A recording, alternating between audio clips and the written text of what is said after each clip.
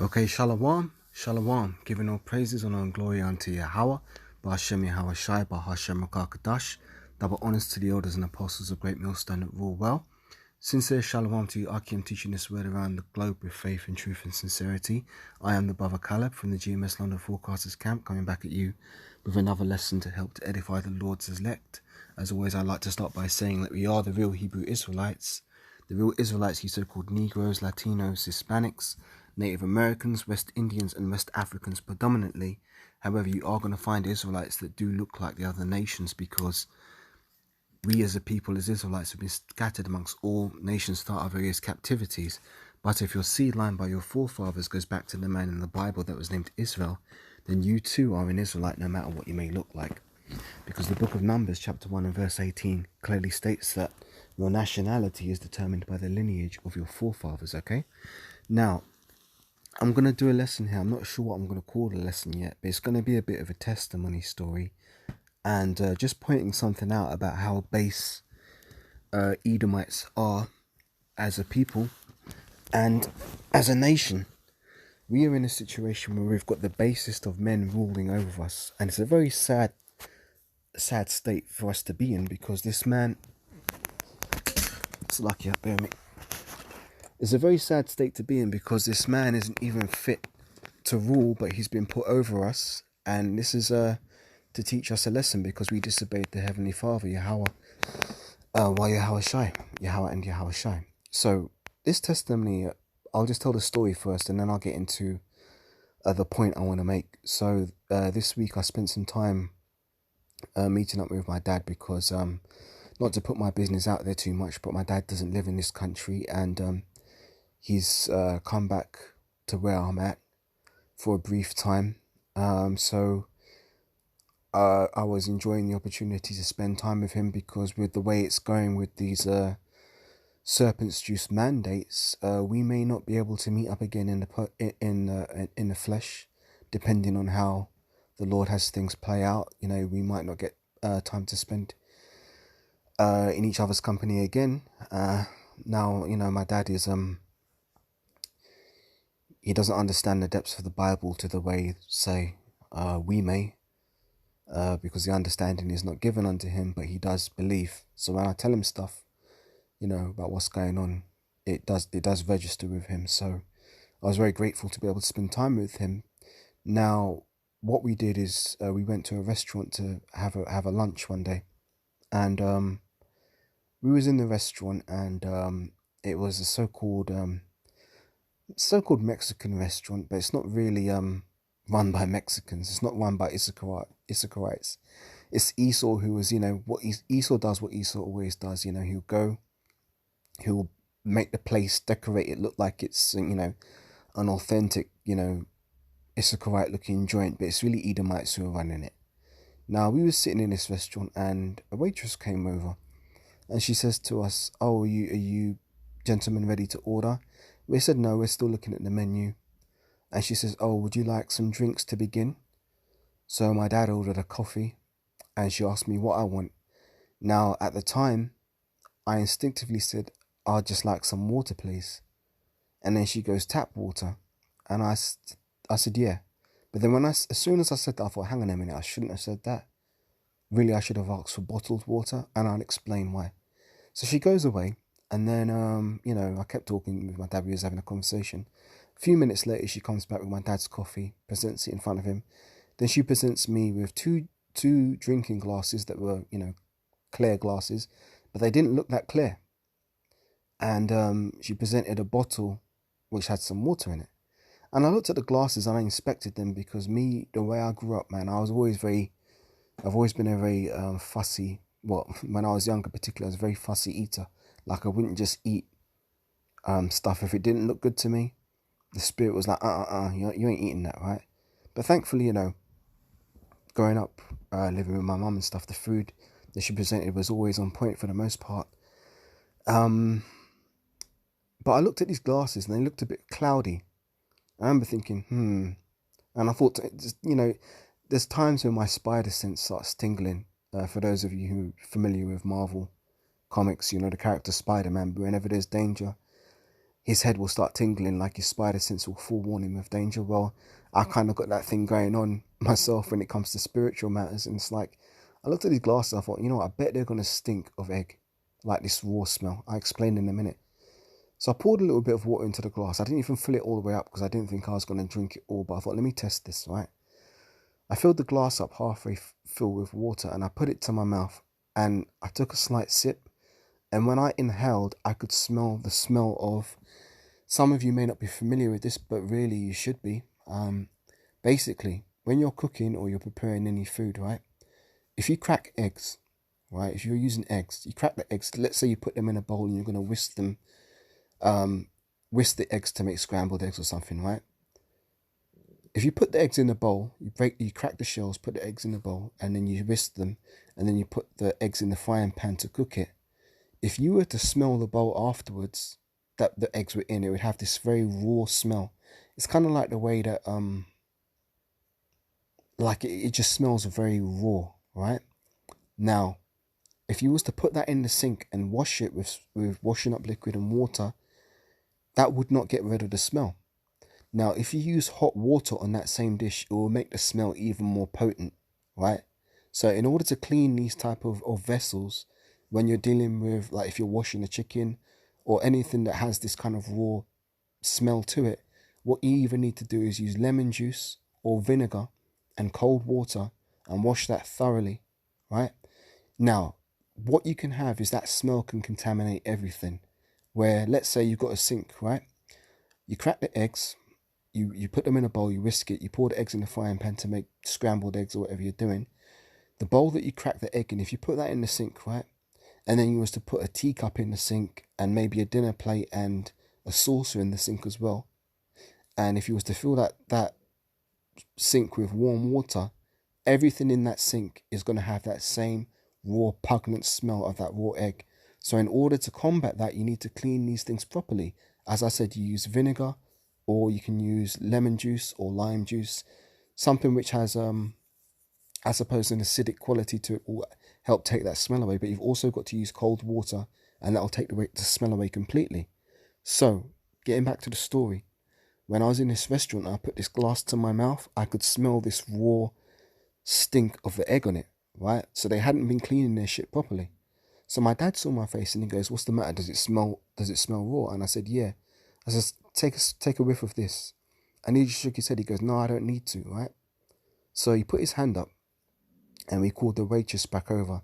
Now the first question I asked in my mind is, what nation is this woman from, this waitress? I perceived that she was an Edomite. And I thought to myself, you know what? Ain't no point talking to her, because we're going to show her the cup. So we're going to show her the glass.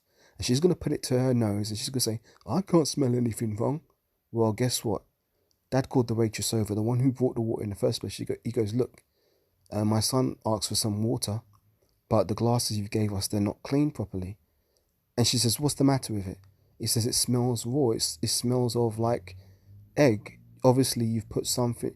Obviously, whoever does the cleaning, they put the raw egg contaminated vessel in with the dinner glasses, with the drinking glasses in a dishwasher, and everything that was in the lot of the dishwasher with that has become contaminated by that smell." And she goes, "Oh, but it looks clean." And my dad goes, "Smell it." So she takes it now, she puts it to her nose and she's sniffing. What did she say? "Well, I can't smell anything." And he's like, "How can you not smell it? It stinks of egg." "Well, I can't smell anything." So she's saying, "I can't smell anything." And that's some bullshit anyway. Because what happened to the days where, the customer's always right? Really, if you're in a restaurant, it's their duty to make sure you're having an enjoyable experience. But the fact of the matter is that a lot of people don't take pride in their work anymore. And it's like, look, I'll get into that aspect of the story in a minute. Let me just finish this part, right? So my dad says, "Could we have some fresh glasses, please?" And in my mind, I thought to myself, even if they get fresh glasses, they're going to be the same, because they're probably in the same batch as these glasses in the dishwasher. So everything smells rank. And it's something that's a problem, because look, man, if you've got fucking waitresses who can't tell when something is clean and when it's not, if you've got staff or managers who can't tell when something is clean and when it's not, what's that saying about your establishment, man? So my dad asked for some fresh glasses. The woman goes away as if it was a burden to her for her to have to do this. She brings back 2 glasses and she says, here you go. And then she walks away, right? And I said to my dad, you know what, I bet it's going to stink as bad as the one before. I poured even less water in this one. I didn't even drink it this time. I just put it to my nose and it stank even worse than the first set of glasses that the waitress brought. And I said, this is some bullshit, man. I said, you know what, man, I'm not even going to bother have a drink. I'll just go without, right? And my dad got annoyed. He goes, no. He took the glasses and he went up to the counter where the manager was standing, right? And I looked through from the distance, I perceived that the manager was an Edomite. And I could see my dad talking to him, right? And he puts the glass to his nose, he's sniffing it, and he's shaking his head like he can't fucking smell anything. So my dad basically complained about it, but it didn't really change anything, because we came back and I said, look, you know, I'll just get a drink later on. I'll go Marks and Spencer's or something and buy a bottle of drink and go without. But the reason why I'm telling that story is because Esau is the basest of men, right? And a lot of these places are ran by Edomites, you know, and they are the basest of men. Let me get this right in the scriptures. And this is an example of how Yahweh has humbled us by making these base men and women over us. Because when it comes to dealing with Jake, right, I'll give a testimony as well. When I was younger, sometimes, you know, you go to your friend's house or whatever, and I knew a guy. Now, I believe through the spirit that this guy is a Jake because his dad's Italian, but he looks like a so-called Edomite. But his mum, I suppose, is an Edomite. And it's his mum's culture that he was kind of brought up under predominantly. But through the spirit, I believe this guy's a Jake. I still know him actually. I've known this guy. We went to school together, primary and stuff like that. So I've known him since I was about 5 years old. And he's a cool guy, right? And I used to go to his house. We used to chill back in the day when we were teenagers and stuff. You know, we'd play PlayStation, listen to music, have a laugh and a joke. We were good friends, right? And we still are to a certain extent. Obviously, he's not in the truth, but every so often he'll call me up and ask me how I'm doing. And, you know, he's a decent guy for a guy in the world. But when I used to go to his house when I was younger, sometimes he'd be like, oh, do you want a drink or anything? And I'd be like, at first I'd be like, oh yeah, if you don't mind. So he'd go away and he'd bring me a glass of Coca-Cola or something, because this is back in the day when we were teenagers and we didn't know any better. Or I didn't know any better. And I put the glass to my nose, put the glass to my mouth before I could even drink it. And that same stink, raw, unclean egg smell would be on the glass. So I wouldn't drink it in the end. And after that, whenever he used to say to me, oh, you want to drink or anything? I'd be like, no, I'm okay, you know. Or I'd take a bottle of water with me in my bag and I'd drink that, right? So this is Job, the 30th chapter. It says, but now they that are younger than I have me in derision, whose fathers I would have disdained to have set with the dogs of my flock. Let me read that again. But now they that are younger than I, these Edomites, have me in derision, whose fathers I would have disdained. Let's look up this word disdain, right? Let's get this in the blue letter.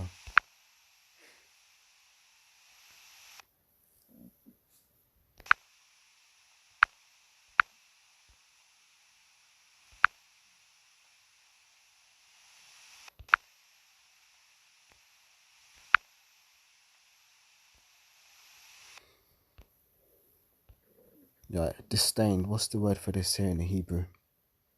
Strong's H3988. Ma'as.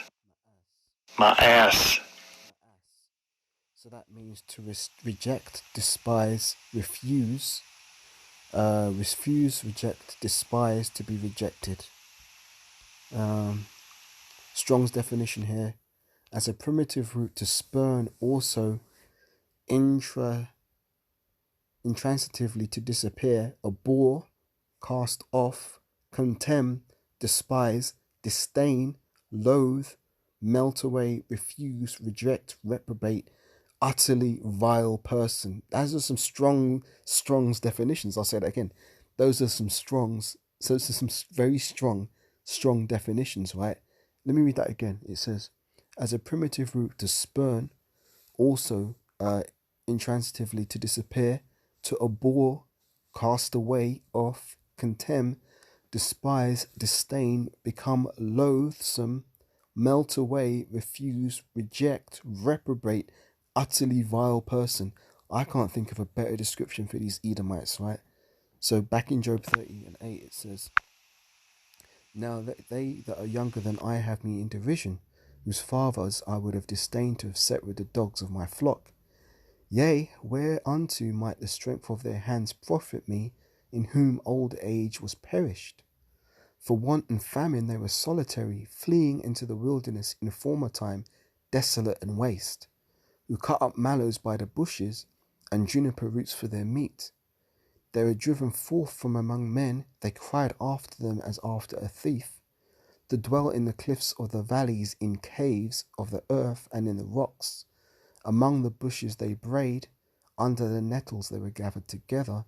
They were children of fools, yea, children of base men, and they were viler than the earth. And now I am their song, yea, I am their byword. Right? So these Edomites, man, they're the basest of men, they're the lowest of all nations, but yet in this society they're running establishments and restaurants like this, and they can't even fucking clean their dishes properly, and they can't clean their glasses properly, and when you point it out to them, it's like you're speaking fucking a foreign language to them. They don't understand it. Look, man, the glass smells fucking raw, but yet they can't perceive it because these are fucking vile, nasty, base people, man. These are the people who are telling you that you're not supposed to wash your meat before you prepare it. Oh, in 2014 they had this ad campaign, don't wash your chicken. Get the fuck out of here, man. How are you gonna tell a man don't wash your chicken? You're supposed to clean your meat, man. And then they talk shit about, oh, when you're cooking your steak, it needs to be rare. What kind of fuckery is that, man? You ain't supposed to be consuming no meat with no blood in it.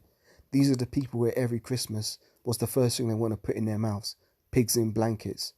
Fucking turkey and bacon sandwiches and all this shit.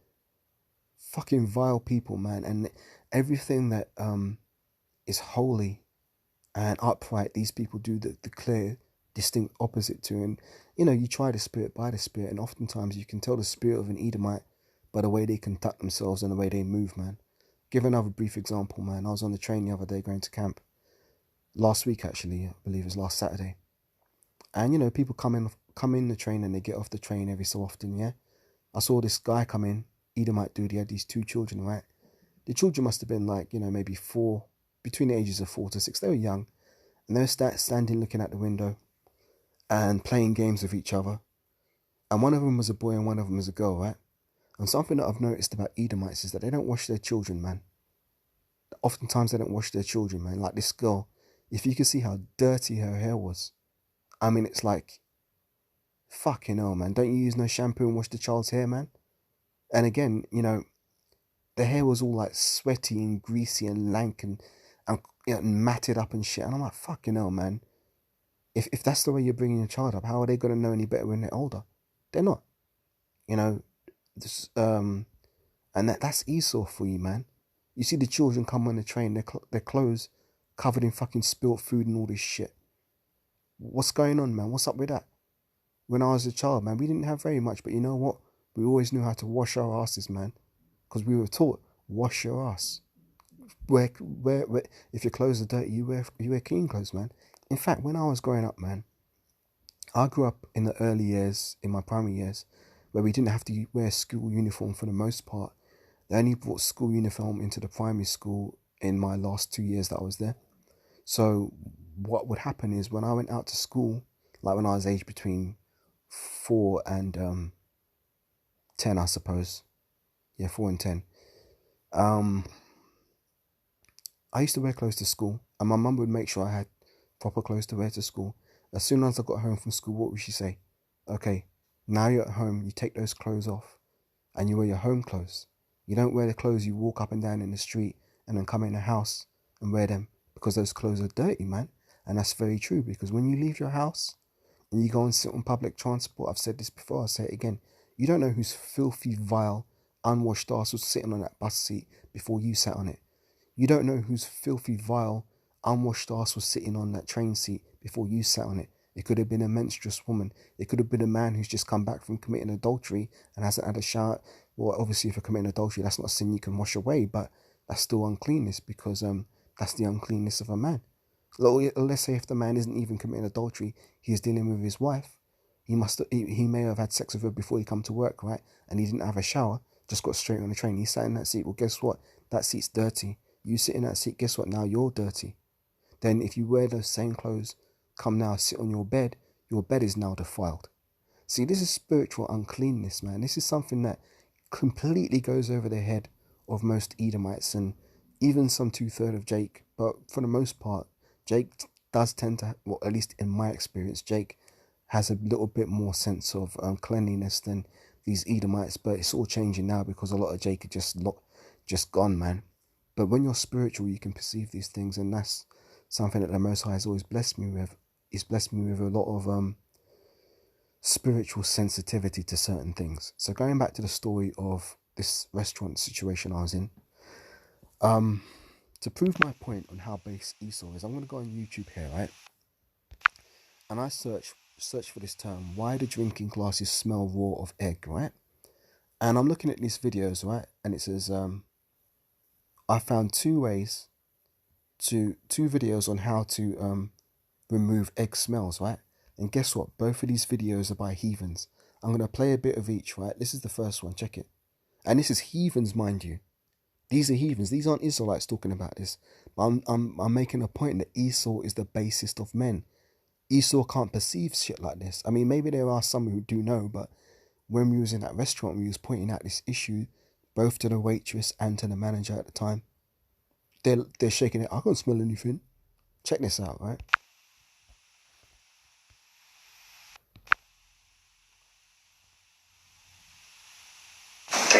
Hello everyone, welcome back to my channel. So this is by popular demand. A lot of people have asked me, how do you get the egg smell from the eggs when you're baking or when you're even cooking with your eggs? So here I am in my kitchen going to show you how to remove the egg eye. So once you learn how to remove the egg eye, it is a tricky process, but it's not something that we cannot learn. So once you get that skill, and I'm going to show how to do that, we can very well get the smell out of the kitchen and you can still enjoy your baked goods with eggs. So let's get started. Over here I just have a brown egg. I'm just going to pop open and then I'm just going to pour this in and I'm just going to wait for a second. So after the bubbles settle in over here, you just see this over here. This is the eye of the egg, the white thing over here. This is the eye. So this is the one that we are going to try to remove it. So I'm just going to need a fork and a spoon to remove the eye. So here are the tips over here. So you want to make sure you remove the whole eye. You cannot just cut it in between because then the smell still persists. So we're just going to do that. I'm going to go grab another fork. Okay, I'm back. So the fork is easy because it has a sharp edge to get it out. Right, that's one part of cracking an egg. The way I was taught to crack an egg by my mother, you can remove that just by using the shell in your hand. You don't need to go for the rig. Well, if you know how to do it. Obviously, if you don't know how to do it, you could do it this way. But that's kind of a long-winded process. When you crack the egg, that white little membrane thing, you can pull that from the yolk using the shell itself and then put the egg into the container, whatever it is you're doing. Now, that's one heathen talking about that aspect. But how to remove egg smells, peep this. Eating eggs will cause the odor to linger on, which is annoying. At times your hand, the plate or the frying pan also smells of eating egg. See, as you can tell from the voice, it's another heathen here giving these tips. It ain't Edomites. And that's the point of making.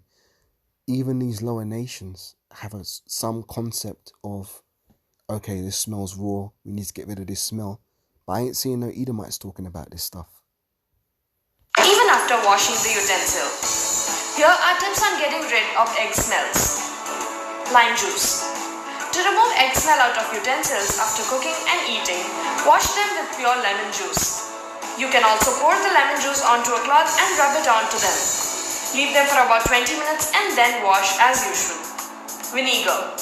After you're done with washing the dish, add a teaspoon of vinegar to it and leave it on for a while.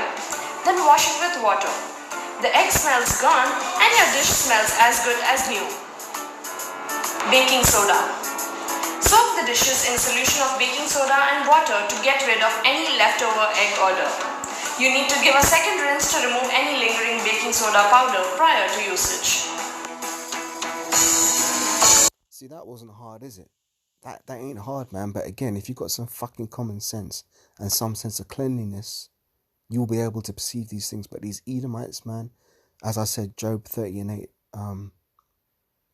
what is Job 30 and 8 again? Let me pull it up. They were children of fools, yea, children of base men. They were viler than the earth. So yeah, man, I just wanted to share that story because I thought, after that situation, I was meditating on it, and I was thinking to myself, see, this is a bit of a problem with this society as well, man, which is why nobody gives a shit anymore. It's like the people who were working at that restaurant, like the waitress and whatnot, they didn't really care. And when you're going to eat in places and you can feel that the people don't really care about the job they're doing, usually to me the food don't taste that great because there's no the energy that kind of they're making this thing in is like there's no love, there's no passion in what they're doing. It's just like, for example, if you're writing a song, right, and you're trying to come up with a song and you're not really feeling it, and you're just trying to put something together to sound good, it's not going to sound as good as something that was made where someone was actually passionate about what they're doing and they had a love for what they were doing. Like taking pride in your work, man, that can apply to anything. If you're a builder, if you're whatever job you're doing, if you take pride in your work, man, the energy that you're doing the task with will be a lot more positive. I'll give an example again briefly. Some years ago, I used to work in a department store, and I was working in the mail order department, and we had to send goods to customers. And I like presentation. I'm very passionate about visual art, so I like things when they look aesthetically pleasing. I'll say that again. I like things when they look aesthetically pleasing. But I was doing this job, and it was around Christmas time, and obviously I'm not into Christmas and shit, but I was just doing this job, and people were buying these products to be shipped to them or to their loved ones for Christmas. So they were buying some expensive things because this was a very, one of the famous department stores over here. Now, when I was working in the mail order department, I had to package these goods to send to these people. So my thought was that, you know what, man, if ever I'm giving anybody a gift, I like to present it really well. Like I'll carefully choose, the wrapping or whatever, and I'll, make an effort to make it look nice. So I just naturally did that in the job. But my colleagues who were working, they were just, I've got to get these many packages out before I go home. I'm just going to hastily do it. So they get these products like these perfumes or these expensive items, and they just hastily throw them in boxes, hastily package it and just ship it out. And I look at that and I thought, you know what, man, who's going to enjoy receiving a package that looked like someone's just fucking... Imagine if someone had just taken a shit, right? They wipe their ass and then they put the toilet paper in a box and post it, and you open that, what's your face going to be like? Because that's how the people who are the recipients are going to feel when they receive items that were not packaged to a good standard, and they've paid good money for it. They're not going to enjoy that. And lo and behold, guess what? There was a huge volume of returns. So many, in fact, that the manager of the department had to come in and say, look, man, we're getting too many returns. We're going to have to actually review our wrapping process. And it was decided in that situation that, you know what, if anybody's got packages to go out, we'll give them to Caleb because he does a good job on it. So I'd end up wrapping all these packages and shipping them out. And guess what? Lo and behold, the packages that I would send out would very rarely ever get returned. And why was that? Because I took care in what I was doing. Okay, I don't celebrate Christmas. I don't give a fuck about that department store. But if I'm doing a job, I'm going to do it to a certain standard because it's in my nature to do that. Because it's your reputation, man. And it's another thing, man. In this society, people don't give a fuck about reputation and integrity and them kind of thing there. People in the society, they don't even consider those things as having any impact on their life, when in fact your reputation is everything, man, especially in this truth. For example, recently the thing came out where Apostle Tahar was furious about a member of GMS breaking down Revelation, the 18th chapter, wrong. Why was he furious? Well, guess what? Because we're supposed to be representing Yahweh B'Shem Yahweh Shai. And if we're going to represent the King of the universe, we have to represent him the correct way. We can't be misrepresenting the Lord, because what's that doing? That's going to bring shame to the Most High's name, and it, pollute his sanctuary. We can't be doing that. So when we're working for the Most High and his Son, the Master of the universe and the King of the universe, Yahweh and Yahweh Shai, we have to be representing them the correct way.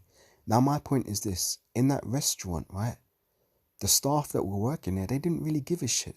They were just turning up, clocking in to put in their 8 hours and go home and then go about their fucking lives. And that's the problem with the world today. So many people are like that. They've got that mindset where they just don't take pride in anything they do. They're just doing it to get by. And what do the scriptures say? Because iniquity shall abound, the love of many shall wax cold. And here's another thing.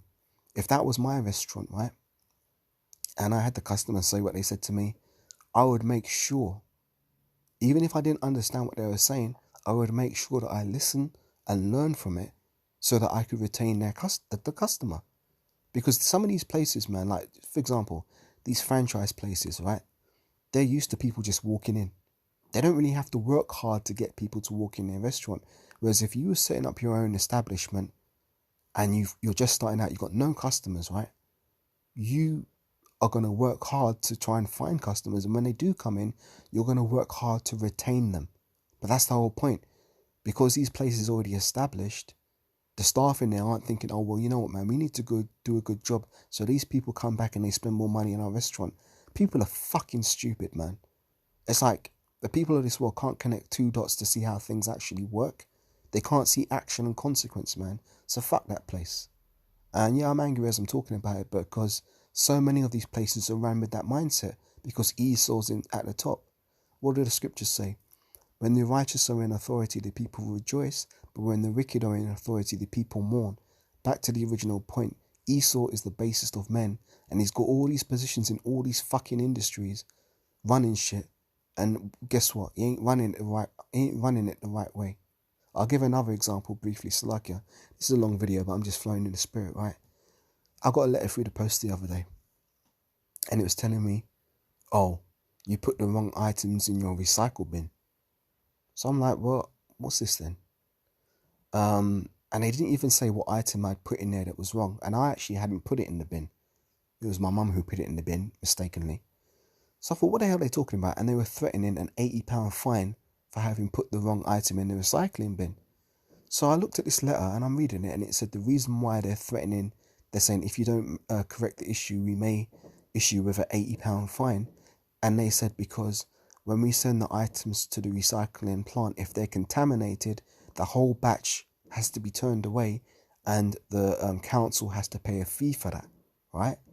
Well, guess what? 9 times out of 10, if you really understand how this recycling shit is actually supposed to work, more times than not, they're going to have to be rejecting those things that are going through recycling because people put the wrong things in there. Because this recycling shit isn't really the answer to the problem. The answer to the problem starts with the companies that are making these products that aren't easily degradable, and they're pumping them out non-stop. So rather than trying to solve the problem from at the root, which is the root of the problem, Esau's the fucking root of the problem, they're coming down to the people and trying to solve the problem from the people end, when it's not the people who are doing it, it's the people, the companies, the huge $1 million, $1 trillion corporations that are making these fucking non-degradable products. So why don't you start trying to fucking find them instead of coming down on the people? Now anyway, I sorted the situation out, but I thought, well, that's interesting, man, because I'm actually glad that the council's fucking having to foot the bill for this shit, because this recycling shit is a farce anyway. People think, oh yeah, you can save the world, by putting your plastics in the green bin. And no, you fucking moron, that ain't gonna solve shit. What's gonna solve shit is when Yahweh Shai cracks them clouds with the chariots and the host of heaven to destroy Esau and take him out of his position of rulership, because he is not fit to rule. The Most High appointed his bounds that he cannot pass. And he ain't going to go further longer than the Most High has allotted to him. But for now, this is his time. For now, this is his kingdom. So let him keep serving his fucking lobster, shrimps and crabs and all that kind of shit in these high-class restaurants in central London, thinking that, yeah, these are delicacies and all that shit. Fucking moron, man. But then things are abominations and you're not supposed to be eating them.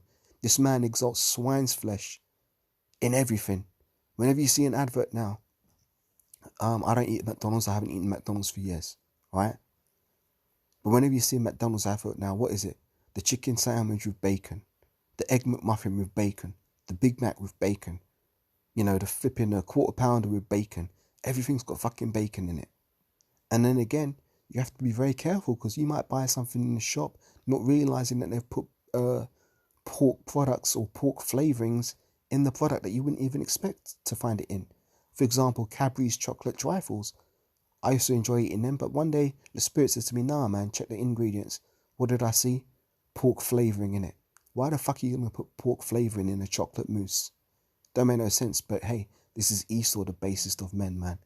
So with that, man, I'm getting annoyed as I'm talking about this, because it's just frustrating when you know better that you have to be under these people, man. But anyway, without giving all praises and glory unto Yahweh, Ba'ashem Yahushai, Ba'ashem Rakakadash, double honors to the elders and apostles, great millstone that rule well. Shalom to you, our community, teaching this word with faith and truth and sincerity. And we pray that Yahweh, or Yahushai, comes and puts this world in its correct order again, because you just get tired of being under these fucking basest of men, man. These just weirdos, man. They're just weirdos, man. Everything the Bible says to do, they do the complete opposite. But yet they call this a God-fearing country. So yeah, with that, shalom for now, man. Shalom.